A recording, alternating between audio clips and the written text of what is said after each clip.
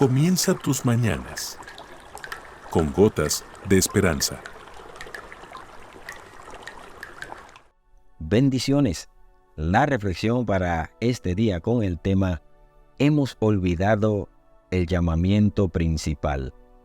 La primera causa del estado en que se encuentra el discipulado hoy es que los pastores se han desviado de su llamamiento principal, que es preparar a los santos para la obra del ministerio. El Nuevo Testamento no nos da una larga descripción de trabajo en cuanto al papel que los pastores y ancianos tienen que desempeñar en relación con el pueblo de Dios, pero lo que sí nos lo da de forma muy clara.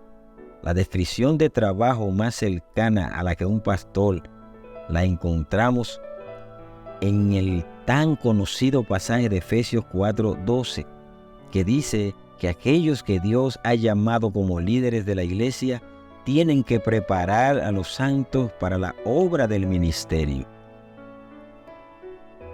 Aparece una larga explicación del significado del término preparar y perfeccionar. A los líderes de las iglesias se les ha encomendado la tarea de preparar o formar a los demás creyentes, a los santos, para el servicio que tienen que desempeñar en el cuerpo de Cristo. Todos los miembros del pueblo de Dios son ministros, mientras que el liderazgo de la iglesia son los administradores. Dicho de otra forma, los líderes existen para servir a los siervos y por tanto ofrecer el ánimo y la formación necesaria para que los ministros puedan ministrar. Si los pastores, maestros y los otros líderes cumplen su papel tal como está prescrito en las Escrituras, entonces de forma natural habrá consecuencias positivas.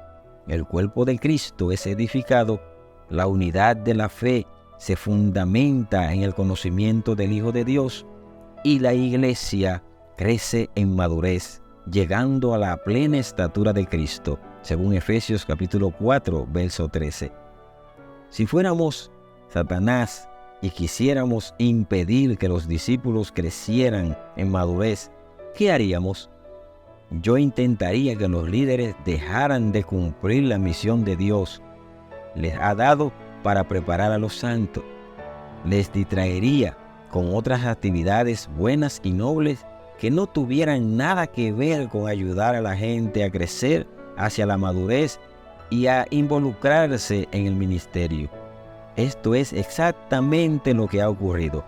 Hemos relegado a nuestros líderes para tareas de planificación de programas de administración y de visitación. La tarea del cuidado pastoral ha consumido a los pastores.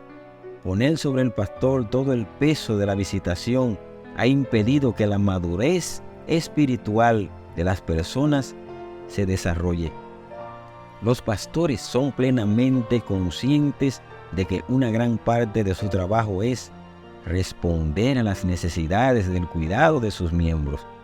Si alguien está en el hospital o está llorando la muerte de un ser querido o está pasando por una crisis con la pérdida de un trabajo, problemas matrimoniales o con un hijo rebelde, se espera que el pastor esté presente. El contrato emocional entre los miembros y el pastor en la mayoría de las iglesias es: pastor, si estoy pasando por dificultades, espero que esté a mi lado ayudándome a salir de ellas. Si no estás a mi lado, no estás cumpliendo con la tarea que se supone que los pastores deben desempeñar. Si no has estado a mi lado, entonces no eres un buen pastor. Fui de conferenciante a un retiro de pastores metodistas. Todos habían venido atados a sus buscas y a sus móviles.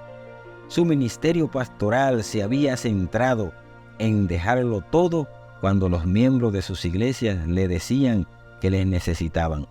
Lo que hace que el cuidado pastoral sea tan atrayente es que parece ser una tarea muy noble y altruista. ¿Qué mejor forma de ejemplificar el ministerio de servicio de Jesús que responder al llamamiento de los demás. Pero, ¿en qué medida responder a las necesidades de los miembros prepara a los santos para la obra del servicio? Lo bueno siempre es enemigo de lo mejor. Los apóstoles se enfrentaron a esta tentación durante la primera etapa de la vida de la iglesia. En la iglesia de Jerusalén surgió una disputa o conflicto porque las viudas griegas creían que en la distribución diaria de comida se les daba de menos. Y el problema llegó hasta los apóstoles. Aquí tenían una oportunidad de actuar como verdaderos siervos y establecer así un ejemplo para todos. Pero los apóstoles dijeron que servir la mesa no era su llamamiento principal. Acertadamente vieron esta oportunidad de servicio como un impedimento para ejercer su vocación, que era predicar la palabra y orar. No es justo que nosotros dejemos la palabra de Dios para servir a las mesas. Hechos 6:2. Se negaron a hacerlo, no porque fuera una tarea indigna para ellos, sino porque no era el llamamiento que habían recibido de Dios. Además, al negarse a hacer algo a lo que Dios no los había llamado, dieron oportunidad de servicio a otros miembros del cuerpo. Cuando los pastores hacen tareas que no les incumben, están aceptando una tarea que ha sido asignada a la iglesia. Cuidaos los unos a los otros. Aunque a veces es necesario que los pastores ejerzan el cuidado pastoral, en la mayoría de las ocasiones los miembros deberían cuidarse los unos a los otros. Los pastores se pasan el tiempo visitando a gente en vez de invertir en desarrollar el liderazgo, en adiestrar a las personas para que crezcan hacia la madurez, en enseñar a otras a cómo discernir la vocación al ministerio, en transmitir una visión de ministerio en la que todos los miembros se ministran los unos a los otros. La habilidad de los santos para ministrar sigue tristemente subdesarrollada porque los pastores no se centran en su tarea de ayudar a los miembros a avanzar hacia la madurez y darle un ministerio. Resumiendo, la situación es fácil de describir. Tenemos una iglesia sin recibir discipulado porque los líderes no han hecho de esto una prioridad. Dios les bendiga.